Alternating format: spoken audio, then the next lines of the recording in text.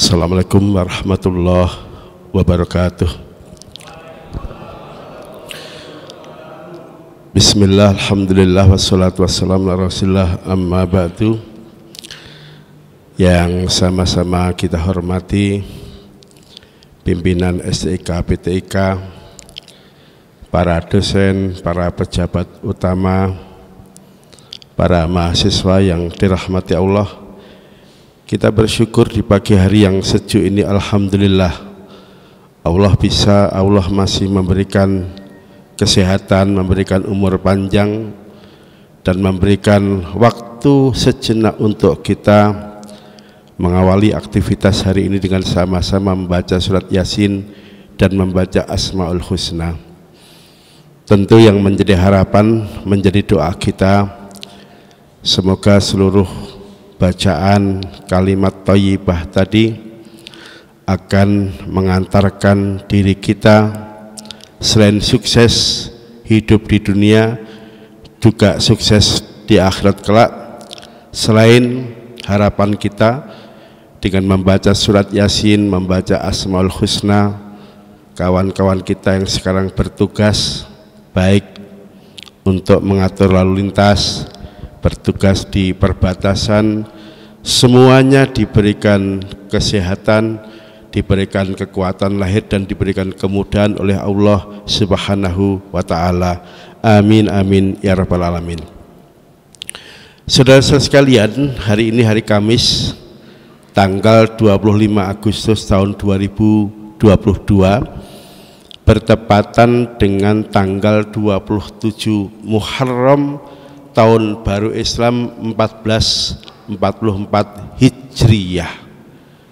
Kita mungkin sebagian lupa bahwa sekarang ini kita baru berada di hari ke-27 dalam sistem kalender Islam, kalender kita. Karena kita punya dua kalender, satu kalender yang pijakannya dengan melihat perputaran rembulan, itulah yang dinamakan dengan kalender Qamariyah, ditetapkan sahabat Umar ketika menjadi khalifah. Dan yang kedua kalender yang dasar pijakannya berdasarkan perputaran matahari, itulah yang dinamakan kalender Syamsiyah, dan kebetulan sudah dahulu populer dirayakan di negeri kita Indonesia. Pada saat kita berada di tahun baru, seringkali kita lupa bahwa dengan datangnya tahun baru itu artinya umur kita, jatah hidup kita, kesempatan untuk melakukan berbagai amal soleh dalam rangka meraih kesempurnaan iman dan takwa, umur, jatah hidup, dan kesempatan untuk menyempurnakan ibadah dalam rangka meraih kesempurnaan iman dan takwa, jatah itu ternyata makin berkurang. Jadi kalau hari ini kita berada di tahun baru Islam, artinya umur kita dikurangi satu, kesempatan kita untuk melakukan ibadah juga sudah berkurang 1 tahun. Pertanyaannya kemudian, apa yang sebaiknya kita lakukan pada saat kita berada di tahun baru? Orang sering nyebut tahun baru, padahal dengan masuk di tahun baru, ingat jatah hidup kita, umur kita sebetulnya makin berkurang. Kira-kira masih tersisa berapa tahun, Pak? Kita nggak bisa jawab, itu rahasia Allah. Tapi kalau patokannya umur Nabi, misal hari ini kita umurnya 30 tahun, ya kurang lebih yang tersisa tinggal 33 tahun lagi. Kalau hari ini kita berumur misal 60 tahun, berarti jatahnya kurang lebih tinggal 3 tahun. Terus ngapain? Apa yang harus kita lakukan dalam keadaan kita berada di tahun baru yang artinya jatah umur kita makin berkurang? Kita bisa belajar dari apa yang dilakukan para sahabat. Para sahabat karena sadar jatah hidupnya makin berkurang, argonya sudah mau mendekati menuju finish, maka mereka kemudian bertemu dalam satu kisah itu 4 sahabat. Mereka kemudian saling cerita untuk memamerkan apa yang akan dilakukan sehingga sisa umur ini bisa diisi dengan amal yang baik. Begitu diisi dengan amal yang baik, berarti ada peluang akan memiliki kesempurnaan iman dan takwa. Mereka berempat ini ngobrolnya di depan rumah Nabi. Cuman ketika itu Nabi masih di dalam, belum menemui mereka. Nah tiba-tiba salah satu sahabat tuh ngomong begini, saya biar berpeluang mendapatkan kesempurnaan iman dan takwa, mulai besok saya akan puasa terus, gak ada hari kecuali puasa. Ini yang pertama. Sahabat yang kedua biar gak mau dikatakan kalah, sahabat yang kedua itu tiba-tiba bilang, saya biar berpeluang menjadi mukmin yang sempurna, mulai besok saya gak makan daging, saya akan makan sayur-sayuran aja biar kelihatan zuhud, kelihatan asketis. Mirip dengan ajaran tetangga sebelah, gak mau makan daging, maunya sayuran. Yang ketiga, sahabat yang ketiga karena gak mau kalah, gak mau ketinggalan, dia bilang begini, mulai besok biar Allah menilai diri saya ini orang yang zuhud, orang yang asketis, saya gak akan tidur di kasur yang empuk. Tidur ya tinggal gelar di atas lantai, nggak pakai kasur, nggak pakai alas tidur yang nyaman. Ini yang ketiga. Nah yang keempat, karena nggak mau kalah dengan 3 temannya, dia mengatakan, kalau gitu saya nggak perlu nikah deh, saya nggak akan nikah, karena kalau saya nikah berarti saya akan direpoti istri. Begitu istri melahirkan anak, yang repoti saya tidak saja istri tapi juga anak-anakku, maka saya janji saya nggak mau nikah. Nah, kira-kira kalau nggak mau nikah itu ikut ajaran siapa? Ya ajaran tetangga sebelah. Begitu mereka ngobrol, masing-masing memamerkan cita-citanya biar nanti memiliki iman yang sempurna, ketakwaan yang sempurna, semuanya dipersembahkan kepada Allah. Nabi yang tadi ada dalam rumah dengar obrolan 4 orang ini, Nabi kemudian keluar. Biasanya Nabi itu sebelum menasihati, Nabi mengucapkan syukur dan hamdalah dulu kepada Allah. Baru setelah itu Nabi menasihati masing-masing. Tadi saya dengar kalian berempat ngobrol, pamer apa yang ingin kalian lakukan biar memiliki iman dan takwa yang sempurna. Apa-apaan itu? Jadi Nabi itu agak gusar ketika itu, nggak emosi, enggak, tapi Nabi merasa nggak nyaman dengan obrolan 4 orang itu dan kemudian dikoreksi satu-satu. Tadi saya dengar kalian niat mulai besok mau puasa terus. Ingat, Islam itu ajaran memiliki ajaran tentang puasa, tapi konsepnya nggak begitu. Yang wajib dilakukan itu hanya puasa Ramadan. Selebihnya memang ada puasa sunnah hari Senin, hari Kamis, Ayyamul Bid, 6 hari di bulan Syawal. Ada puasa Daud, sehari puasa, sehari tidak puasa. Jadi tidak seperti temanmu yang tadi bilang tiap hari mau puasa. Bukan begitu kita beramal, bukan gitu cara kita beragama. Ini yang pertama dikoreksi oleh Nabi. Saya juga dengar temanmu tadi bilang biar kelihatan asketis, zuhud, sampai nggak mau makan daging, tiap hari mau makan hanya sayuran. Islam juga tidak mengajarkan begitu. Bahkan Islam misinya salah satunya mengentaskan umatnya dari kekurangan gizi. Kata Nabi, begitu pentingnya daging, maka dalam Islam itu ada ajaran kurban yang dipotong tanggal 10 Dzulhijjah, lanjut hari tasyrik sebelum masuk waktu asar atau habisnya asar hari ketiga tasyrik. Jadi tidak seperti temanmu yang tadi bilang nggak mau makan daging, biar dikatakan zuhud, asketis, tiap hari hanya makan sayuran. Bukan begitu. Islam menganjurkan umatnya untuk bisa hidup sehat, dan salah satu syarat untuk bisa hidup sehat ya harus cukup terpenuhi zat-zat yang berasal dari daging, bukan tiap hari hanya nyantap sayuran. Saya juga dengar tadi salah satu temanmu bilang demi meraih kesempurnaan iman dan takwa dia nggak mau nikah. Ingat sahabat kata Nabi, saya sebagai Nabi saja masih menikah dan istriku banyak. Berapa istrinya Nabi?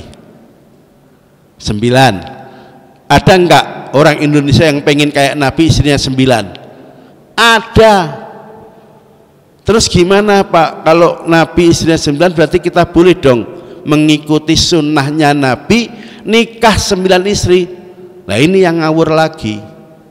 Nabi betul istrinya sampai 9, tetapi yang dilakukan Nabi dengan memiliki istri yang jumlahnya sampai 9 itu konteksnya untuk penyebaran dakwah, dan ulama sepakat itu termasuk khususiyah Nabi. Khususiyah Nabi itu artinya yang boleh melakukan hanya Nabi, yang lain tidak boleh ikut-ikutan sampai istrinya 9 kumpul dalam satu waktu. Jadi kalau istrinya mau dikumpulin dalam satu waktu maksimal 4. Pak, yang 4 istri nomor 4 meninggal, nambah lagi jadi 4 sehingga istrinya 5. Gimana? Enggak apa-apa. Dia baru boleh nambah lagi kalau dari 4 istri itu ada yang meninggal. Jadi ngumpulin dalam satu waktu sebagai istri maksimal hanya 4.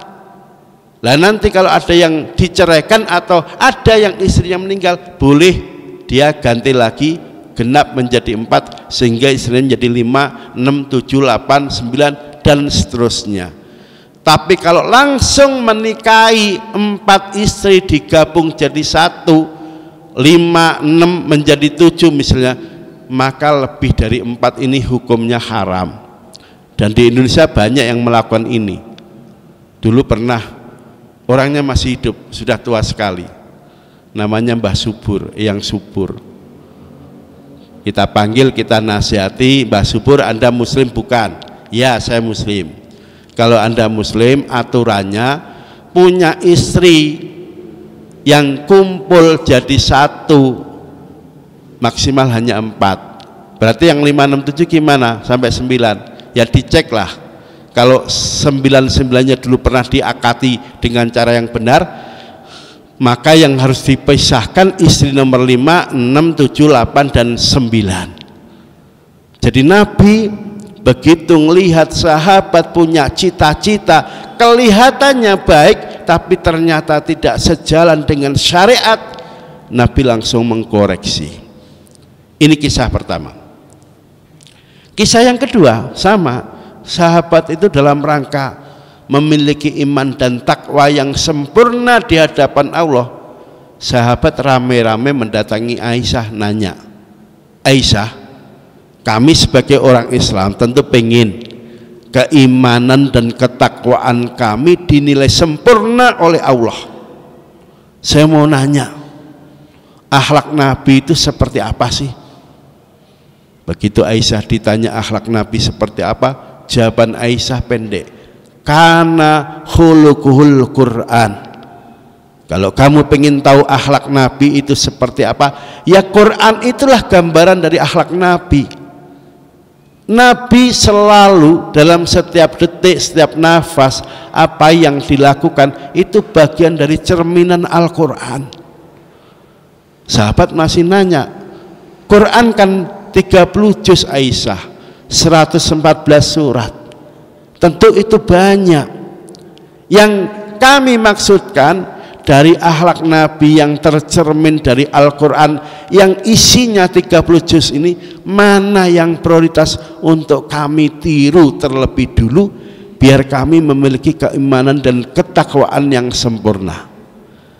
Begitu Aisyah didesak mana yang prioritas untuk ditiru dulu dari Nabi, Aisyah menjawab, wahai sahabat, kalau kalian ingin menjadi mukmin, menjadi muslim yang sempurna seperti Nabi, maka yang kalian tiru terlebih dulu, dan ini merupakan prioritas, gambarannya ada di surat Al-Mu'minun ayat 1 sampai ayat 10. Apa isinya? Qad aflahal mu'minun alladzina hum fi sholatim khashi'un. Kata Allah, sungguh beruntung orang-orang beriman yang keimanannya dinilai sempurna oleh Allah. Dan untuk meraih kesempurnaan iman dan takwa yang selalu diharapkan oleh Allah, itu yang pertama kali dilakukan adalah alladzina hum fi sholatihim khashi'un. Kita harus mampu menjalankan sholat 5 waktu dan sholat sunnah yang lain. Sholat itu dilakukan dengan khusyuk. Khusyuk itu apa sih Pak? Apakah pengertian khusyuk itu ketika sholat nggak gerak-gerak? Apakah yang dimaksud khusyuk itu kalau kita lagi sholat jidat digigit nyamuk kita nggak ngerasa? Atau yang disebut khusyuk itu kalau kita sholat depan kita lewat ular, kita sampai nggak sadar sampai ular itu matok? Apa begitu pengertiannya? Ternyata ulama memberikan jawaban bahwa khusyuk itu memang pengertiannya lebih dari 10 yang dinyatakan, yang dijelaskan ulama. Tapi ada pengertian khusyuk yang seluruh ulama dengan pengertian ini nerima. Lah khusyuk itu apa? Khusyuk itu adalah orang-orang yang mampu melakukan sholat dan dalam sholat tidak ada sahun. Itu yang pertama. Yang kedua, selama sholat itu dilakukan, orang itu nggak pernah punya niat untuk pamer, untuk riak kepada yang lain. Jadi maknanya khusyuk itu sholat yang dilakukan tidak ada sahun, tidak ada lalai, dan yang kedua tidak ada riak, tidak ada pamer. Bagaimana Ibnu Katsir menjelaskan orang itu dianggap khusyuk ketika sholat, artinya sholatnya tidak dilakukan dengan lalai? Ternyata Ibnu Katsir merinci makna sahun yang secara bahasa artinya lalai. Begitu orang itu sahun, begitu orang itu lalai, sholatnya dianggap nggak khusyuk. Makna sahun itu ada 3. Mari nanti kita cek dengan apa yang biasa kita lakukan. Makna pertama, orang dianggap nggak khusyuk karena lalai adalah orang itu suka nunda-nunda pelaksanaan sholat sampai waktunya habis. Nundanya bukan karena udzur syar'i, tapi karena urusan duniawi. Contoh, sholat duhur mulai jam 12, selesai masuk asar jam 3. Nah, tiba-tiba orang ini menunda-nunda, nggak buru-buru sholat duhur, malah main catur. Karena keasikan, waktu duhur habis, sholat duhur baru dikerjakan jam 4. Ini namanya sahun. Atau sudah tahu sebentar lagi sholat duhur, malah main bola. Karena keasikan, main bola baru selesai jam 4, duhurnya lewat. Ini berarti orang itu telah melakukan sahun. Jadi kalau kita ngerjain sholat sudah keluar dari batas waktunya hanya karena urusan duniawi, main bola, main catur, main gaple, nonton TV, itulah yang dinamakan sahun. Berarti orang itu gak khusyuk. Yang kedua, makna sahun yang kedua adalah orang itu ketika mengerjakan sholat ada syarat, ada rukun sholat yang ketinggalan. Mungkin karena buru-buru, mungkin karena nggak tahu. Syarat itu artinya pekerjaan yang harus dilakukan sebelum kita sholat. pakai baju nutup aurat itu syarat, nyari arah kiblat itu juga syarat. Kalau rukun itu pekerjaan yang ada dilakukan ketika kita sudah sholat. Ada rukun qauli, rukun berbentuk ucapan seperti membaca suratul Fatihah, baca takbir, membaca tahiyat awal, tahiyat akhir, at-tahiyatul mubarakatus shalawatut thayyibatullah sampai Allahumma sholli ala Muhammad pada waktu duduk tasyahud akhir. Itu kategorinya rukun qauli, rukun berbentuk ucapan. Nah, Nabi mengatakan kalau konteksnya rukun qauli, tasdidnya enggak boleh hilang, panjang pendeknya harus benar. At-tahiyatu. Nah, cara bacanya begini, kalau bacanya at-tahiyatu, tasdidnya hilang, panjang pendeknya enggak keurus, itu orang telah teledor terhadap rukun qauli. Orang itu berarti enggak khusyuk. Rukun fi'li, rukun berbentuk gerakan, misalnya berdiri bagi mampu, rukuk bagi yang bisa rukuk, i'tidal dan sebagainya. Itu rukun fi'li, rukun berbentuk gerakan. Kok orang sholat buru-buru sampai enggak tumakninah, rukuknya enggak beres. Begitu juga ketika dia mampu berjalan, mampu kemana-mana, sholatnya malah sambil duduk, berarti orang ini teledor, tidak melakukan rukun berbentuk gerakan dengan tepat. Apakah dinilai khusyuk oleh Allah? Tentu tidak. Orang itu dianggap enggak khusyuk. Nah, yang terakhir ini yang paling penting, kita dianggap telah melakukan sholat dengan khusyuk kalau selama sholat seluruh bacaan sholat mulai takbiratul ihram sampai salam setelah duduk tahiyat akhir, orang itu ketika membaca semua yang dibaca dalam sholat, pikiran dan hatinya bisa konsentrasi, mi'raj menyatu dengan Allah. Allahu Akbar, dia tahu artinya Allah Maha Besar. Alhamdulillahirabbil alamin, segala puji bagi Allah, Tuhan semesta alam. Jadi kok orang selama dia sholat sejak takbiratul ihram sampai salam, seluruh bacaan sholat yang dia baca dihayati, dia sanggup untuk mengkonsentrasikan dirinya, mi'raj menyatu dengan Allah, tidak lagi ingat urusan duniawi, berarti orang itu telah dianggap sholatnya telah dilakukan dengan khusyuk. Maka ini penting kita cek, sudah khusyuk belum sholat kita. Yang kedua, yang prioritas kita tiru dari Nabi seperti di surat Al-Mu'min, walladzina hum 'anil lahwi mu'ridun. Kalau kita ingin memiliki iman yang sempurna di hadapan Allah, yang kedua kita tiru dari Nabi, kita ini harus siap meninggalkan lahwun, sesuatu yang enggak berfaedah. Bisa berbentuk ucapan, misalnya misuh, nyaci maki, itu enggak ada faedahnya. Bisa berbentuk perbuatan, main gaple, main HP seharian, main game, itu juga kategorinya lahwun.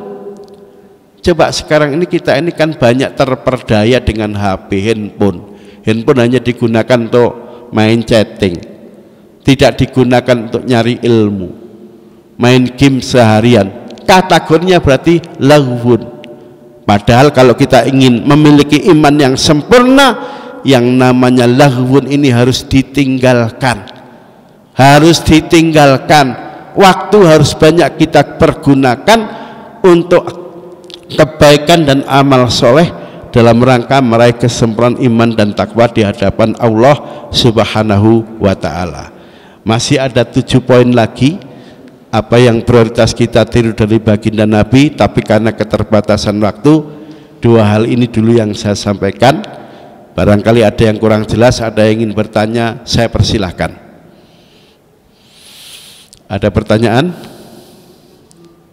Udah paham semuanya? Hebat ini.